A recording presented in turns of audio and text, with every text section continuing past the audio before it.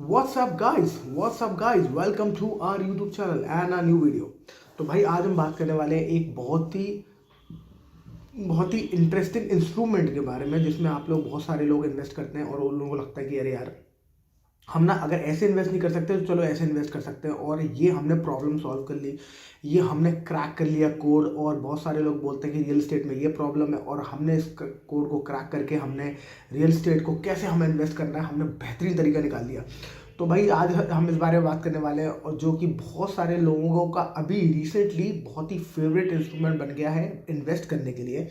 In fact जो सेबी की तुम्हारी ये बड़ी फेमस माधवी पूरी बुच, जो उनकी चेयरमैन थी सेबी की, सेबी एक्चुअली बहुत सारे लोगों को जो नहीं पता, तो वो सेबी एक्चुअली रेगुलेट्स करता है कि कौन जो स्टॉक मार्केट में है वो प्रैक्टिस जो फॉलो कर रहा है वो कैसे कर रहा है, प्रैक्टिस कर रहा है, ढंग से कर रहा है, नहीं कर रहा, कोई इरेगुलरिटीज़ तो नहीं है, कोई चीटिंग तो नहीं कर रहा, कोई गलत काम तो नहीं कर रहा, कोई स्टॉक्स में मैनिपुलेशन तो नहीं कर रहा। तो ये एक्चुअली सेबी देखती है। तो सेबी के जो फाउंडर नहीं है, जो चेयरमैन है माधवी पूरी बुच ने भी अभी रिसेंटली बहुत ज़्यादा इस इंस्ट्रूमेंट को प्रमोट किया है। और इनके अपने कुछ पर्सनल मोटिव्स भी हो सकते हैं इसमें, क्योंकि इन्होंने इसको बहुत ज़्यादा पुश किया है। तो इसका इसके ऊपर बहुत सारे एलिगेशंस लगाए हैं। इनफैक्ट जो अभी रिसेंटली जिन्होंने अडानी की बैंड बजाई थी, इनका नाम क्या है, कौन सी वो है, अरे वो लड़का जो बेचारा बाहर का है, I am forgetting his name, जो बड़ी इन्वेस्टमेंट फॉर्म है, वो है क्या कहते हैं, एनालिस्ट। वो तो उसने बड़ी अडानी की स्टॉक्स में बड़ी वाट लगाई थी ना, उसने बोला था कि अडानी के स्टॉक्स में बहुत ज़्यादा मैनिपुलेशन है, उसकी वजह से अडानी के स्टॉक्स गिरे। तो उसी ने एक बार सेबी से ही बड़े पंगे लिए थे और माधवी पूरी बुझ के पूरे कट्ठे चिट्ठे निकाले थे।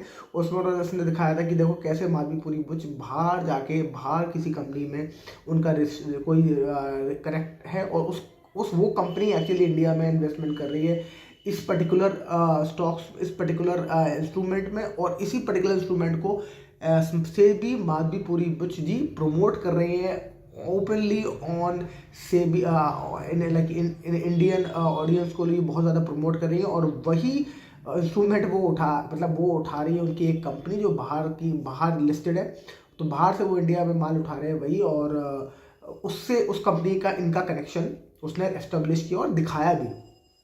खैर हम अभी सेबी की माधवी पूरी बुच जी के ऊपर डिस्कशन नहीं करने वाले, पर एक्चुअली ये बड़ा सवाल है उनके ऊपर, और ऑलरेडी बहुत सारी उनके ऊपर इंक्वायरी चल रही है और लोग देख रहे हैं कि क्या हो सकता है क्या नहीं हो सकता। फिलहाल हम बात करते हैं इस इंस्ट्रूमेंट के बारे में। तो ये इंस्ट्रूमेंट है भाई rights, REITS, real estate investment trust, right. और बहुत सारे लोग सोचते हैं कि यार ये बहुत बढ़िया क्रैक कर लिया हमने कोड, क्योंकि इसमें क्या करना होता है, आपको इन्वेस्टमेंट करना होता है एज अ स्टॉक मार्केट, पर आप एक्चुअली बेसिकली इन्वेस्ट कर रहे हो तो रियल एस्टेट में, ठीक है। अब रियल एस्टेट में आपको इन्वेस्ट करना है तो आपको क्या होता है, आपको लॉक इन मिलता है। जब आप ज़मीन खरीदते तो आपको लॉक इन मिलता है, अब आप जब बेचोगे तब आपको ज़मीन बेचोगे, जब आपको पैसा मिलेगा। बट इसमें क्या होता है कि इसमें फ़ायदा आपको राइट्स में ये मिलता है कि इसमें लिक्विडिटी है, जो हम हमेशा बात करते हैं कि रियल एस्टेट में लिक्विडिटी नहीं है। रियल एस्टेट में जब भी आप ज़मीन बेचोगे तो बायर खड़ा होना चाहिए, तभी आप बेच पाओगे। अगर बायर खड़ा नहीं है तो भाई आपके लिए बहुत बड़ी दिक्कत है। जब तक बायर की, मतलब आप खरीद तो अपनी मर्जी से हो पर बेचते हो बायर की मर्जी से, जब आपके पास बायर होता है, राइट। तो ये प्रॉब्लम है रियल एस्टेट में, और हम इसकी हमेशा बात करते हैं कि रियल एस्टेट इसलिए मुझे बहुत ज़्यादा ल्यूक्रेटिव इन्वेस्टमेंट नहीं लगता अब। But at the same time बात कर रहे हैं हम राइट्स में, और लोगों को लगता है कि राइट्स में बहुत अच्छी अपॉर्चुनिटी है, क्योंकि राइट्स में लिक्विडिटी मिल जाती है आपको। लिक्विडिटी मतलब कि आप कभी भी शेयर उठा के बेच सकते हो, कभी भी खरीद सकते हो। रियल एस्टेट में आप कभी भी ज़मीन नहीं खरीद सकते, पर राइट्स में क्योंकि आपके पास एक फेयर प्राइस आपको दिख रहा होता है कि आज ये इस प्राइस पे, और हर प्राइस पे ट्रेड हो रहे होते हैं शेयर, तो आप कभी भी आपको मन करा आपने पैसा उठाया बेच दिया, और आपको जो इन्वेस्टमेंट पे रिटर्न है वो रियल एस्टेट के मिल जाएंगे। रियल एस्टेट का इन्वेस्टमेंट कितना होता है, ऑन एन एवरेज देखा जाए तो रियल एस्टेट का ऑन एन एवरेज 10% के आसपास ही आपको अप्रिसिएशन मिलता है। देखा गया है पिछले कई आंकड़ों के हिसाब से, और इनफैक्ट राइट्स और बहुत सारी कंपनीज भी बोलती हैं कि आपको 10% के आसपास ही रिटर्न मिलता है रियल एस्टेट में, कैपिटल अप्रिसिएशन मिला के। अब बहुत सारे लोग बोलते हैं नहीं यार, हमारे दादू ने तो हम ज़मीन खरीदी थी और वो इतने लाख की हो गई, पर वो 10% कंपाउंडेड होके हुई है ना। बहुत साल अगर आप 10% पे आप कंपाउंड होते रहते हो, और अगर आप 40-50 साल के लिए कोई चीज़ रखो तो वो कंपाउंड होकर अच्छा अमाउंट हो जाता है। तो उसमें सो इक्विटी मार्केट्स में भी हो जाता है, तो म्यूचुअल फंड्स में भी हो जाएगा, तो उसमें क्या टेंशन है।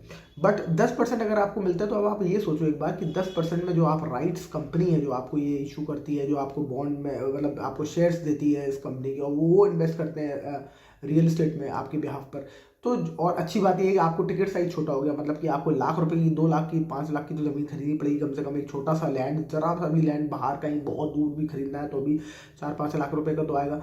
अब आपको 500 रुपये से आपको स्टार्ट कर सकते हो, तो आपको खुशी मिलती है, एक सेंस ऑफ सेटिस्फैक्शन मिलता है कि 500 रुपये में मैंने खरीद लिया रियल एस्टेट का टुकड़ा। देखो मैं अब हो गया इन्वेस्टर और मेरे पास ज़मीन का टुकड़ा आ गया 500 रुपये में। ये आपको सिर्फ आपकी खुशी के लिए होता है, पर एक्चुअली आप कितने मालिक बनते हो ज़मीन के वो तो वक्त ही बताता है। क्योंकि पहले आप ये बात समझो कि 10% तो आपको इंटरेस्ट रेट मिलने वाला है, और 10% इंटरेस्ट रेट मिलने वाला, तो उसके अलावा राइट्स जो कंपनी है जो आपको ये सब इशू कर रही है, जो ये तामझाम पूरा संभाल रही है आपके ब्याज पर, तो ये भी तो 1-2% ले रहे होगा ना। तो अब 7-8% आप कमा रहे हो, मोटा मोटा 8 से 8.5% कमा लोगे, तो 8% में आप एफडी में पैसे डाल दो, तो 8% में सीनियर सिटीजन पे अपने पापा मम्मी के नाम पे एफडी में पैसा डाल दो, क्या दिक्कत है। 8% के आप जब वहाँ कमा रहे हो आप 8.5% में आप राइट्स में मतलब आधे परसेंट के लिए आप इतनी मारा मारी कर रहे हो, तो क्या ही मतलब। मुझे वो मतलब वो मुझे लॉजिकल समझ में नहीं आया कि आप आधे परसेंट के लिए इतनी मारा मारी कर रहे हो। तो इससे अच्छा तो आप फिर उसमें क्या कहते हैं निफ्टी के इंडेक्स में इन्वेस्ट कर दो। इंडेक्स में आपको थोड़ा सा सुकून तो रहता है कि सेफ है, और सरकार इसको मॉडरेट कर रही है, तो आपको डर कम रहता है। थोड़ा बहुत ऊपर नीचे जाएगा, पर 12% ऑन एन एवरेज 20-25 साल में आपको मिल जाते हैं। 10 साल में तो मिल ही जाते हैं 12% के आसपास रिटर्न, तो नथिंग लाइक इट। तो मुझे ये लगता है ये राइट्स जो है बहुत ज़्यादा अभी रिसेंटली इन्हें माधवीपुरी बिच जी ने, जो हमारी सेबी की एडवाइजर है, उन्होंने बहुत ज़्यादा प्रमोट किया है इसको। पर मुझे बहुत ज़्यादा क्या कहते हैं ये लुक्रेटिव इन्वेस्टमेंट नहीं लगता। इनफैक्ट अगर आपको ज़मीन का सच में ज़मीन का आपको इन्वेस्ट करना है, और आपको रियल एस्टेट में सच में इंटरेस्ट है, और आपको रियल एस्टेट का जो सेटिस्फैक्शन है वो चाहिए कि नहीं यार मुझे ज़मीन में होल्ड करता हूँ या जो प्रॉपर्टी में होल्ड करता हूँ उसकी जो सेटिस्फैक्शन, उसकी जो खुशी है वो अलग ही है, तो वो खुशी मुझे चाहिए। अगर आपको वो खुशी चाहिए और वो इन्वेस्टमेंट की आपको वो सुकून चाहिए, तो मेरे हिसाब से तो फिर आपको ज़मीन ही खरीदनी चाहिए या प्रॉपर्टी ही खरीदनी चाहिए। कम से कम आपके पास एक टैंजिबल एसेट तो होता है, हाथ में आपके पास दिखता है ना ये ज़मीन है मेरे पास, वो सामने प्लॉट है वो मेरा, सामने प्लॉट है वो मेरा है, सामने वो बिल्डिंग खड़ी है वो मेरी है। कम से कम ये सुकून तो होता है। और फिर आपका अच्छी बात ये भी है कि एक लिक्विडिटी नहीं होती इसमें, तो आप थोड़ा सा प्रॉफिट लेके निकलोगे भी नहीं ना, तो अब लंबे समय तक रखोगे तो ज़्यादा प्रॉफिट भी बनाओगे, तो ये फ़ायदा भी होता है। तो इसलिए मुझे लगता है कि सारा पैसा आप स्टॉक मार्केट में लगाते हैं या रियल एस्टेट में लगाते हैं, ऐसा बेवकूफ़ी लगती है मुझे। पर थोड़ा बहुत रियल एस्टेट में आप हमेशा लगा सकते हो, और real estate physical real estate में लगाइए जहाँ प्लॉट है, ज़मीन है, जिससे कि आपको थोड़ा सेटिस्फैक्शन मिलेगी, यार ये ज़मीन तो मेरे पास पड़ी है।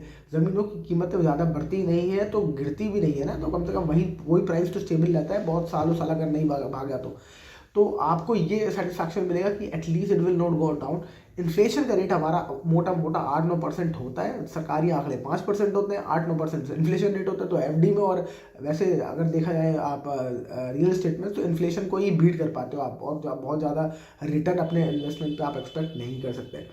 तो दैट्स इट। आई होप आपको मैं समझा पाया हूँ कि राइट्स एक बहुत अच्छा इन्वेस्टमेंट टूल मुझे नहीं लगता, REITS, और ये बहुत जगह बहुत एम्बेसी पार्क्स नाम से भी है कोई स्टॉक इसका राइट्स का ही।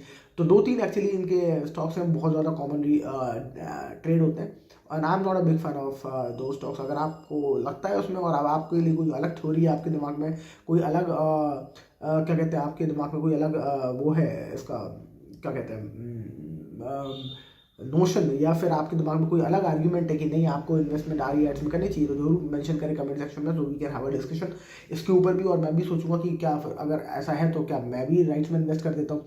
सो that's it for this video. I hope you like the video. Like share and subscribe, and I will see you in the next video. Thank you so much for watching. Bye bye.